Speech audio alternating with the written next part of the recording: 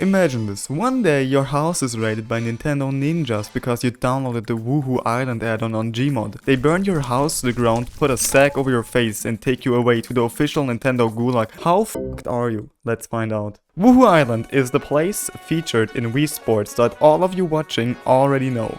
So instead of going over the long, surprising history that this island actually has, let's go over more important things like geography, wildlife, logistics, as well as day-to-day activities and the overall quality of life one can expect to have if they were to find themselves forcibly relocated here by Nintendo. Geography. Being the largest island in the Wuhu Archipelago, Wuhu Island has quite a lot of stuff on it.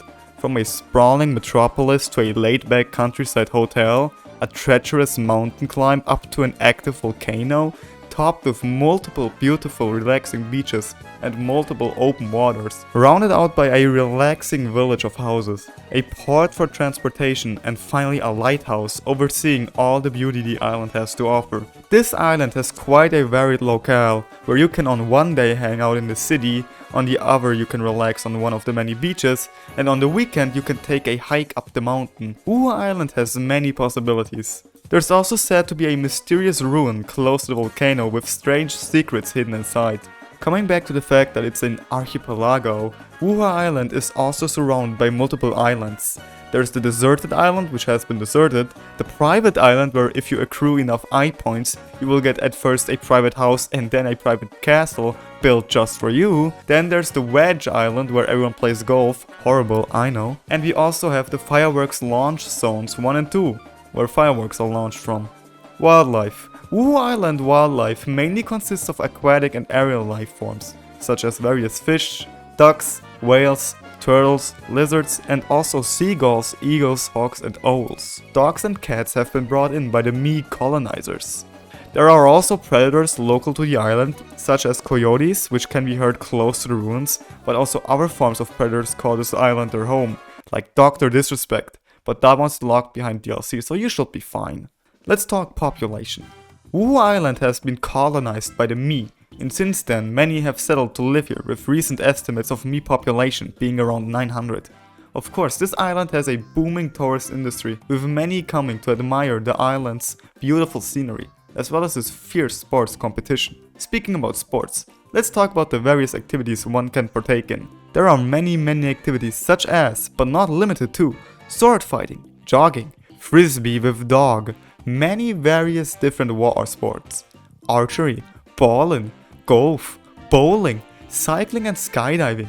There are also many different motorsport aeronautical experiences to be had. If one thing is certain, you will definitely not get bored on Wuhu Island. Logistics and co. Now let's talk various logistical things. How do we get material used for building?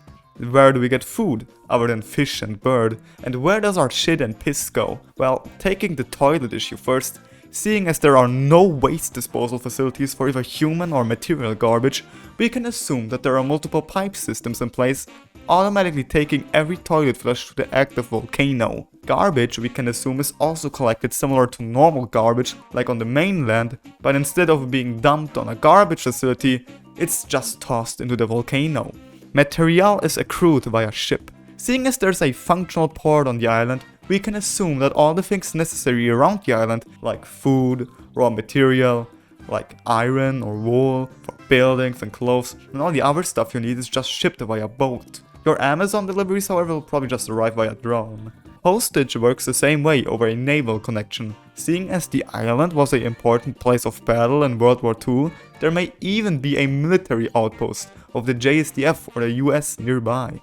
With that, we can assume that on the island you will have the same access to things as in real life, albeit a little slower and just more rural, being closer to living in an underdeveloped state, such as Bavaria, as compared to living in urban hell, like Berlin.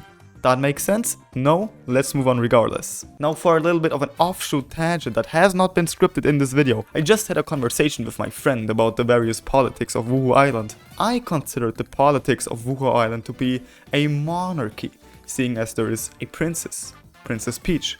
But he has brought forth that there will be communism in place on Wuhu Island. Now, I wondered, why will that be? But then I thought about it, and it makes sense. All the people living on Wuhu Island are Mies, and all the Mies do is play sports. Think about that. And who else played sports? The Soviets. So technically, we can call Wuhu Island a Soviet republic. Moving on, for our final segment, let's talk a bit about what an average day could look like if you had the chance to live life on this wonderful place. First up, you would have to get here. Since there are no dedicated airstrips on this island, you will need to come by ship, which luckily there is the Queen Peach, a luxurious boat with even a lavish swimming pool on deck. After arriving, you will be assigned a house in the western village part of the island. For daily necessities, you will only need to take a short walk down to the bustling town square, filled with restaurants, storefronts, cinemas, and many other buildings one would want to visit on a bi-weekly basis. You will also be able to find employment across the island, either as a hobbyist fisher selling his wares to the locals, a retail worker in one of the many stores, as a sports instructor in one of the many sports around the island, a tour guide, maybe a royal guard for the castle up on the mountain, or maybe you want to be a lighthouse keeper, if that's more your thing. Now what is life like for you, actually? Is it possible to live on Wuhu Island? Also known as finally getting to the point of this pointless video. On a typical day, you could get up early with a morning jog, then head to your workplace as a skydiving instructor, and after that, you could browse around the local stores, have a little sword fight with your good friend Matt, then go home to your lovingly decorated house and enjoy the evening with a little fireworks show. So, as you can see, life is totally possible on Wuhu Island. You get everything you need. Homes, stores, work, people to hang out with, and so many activities that you can do with a huge island to explore. So yeah, I think you could live here. Might even be better than life on the mainland. Just make sure not to get caught by any predators. And it looks like I have to go now.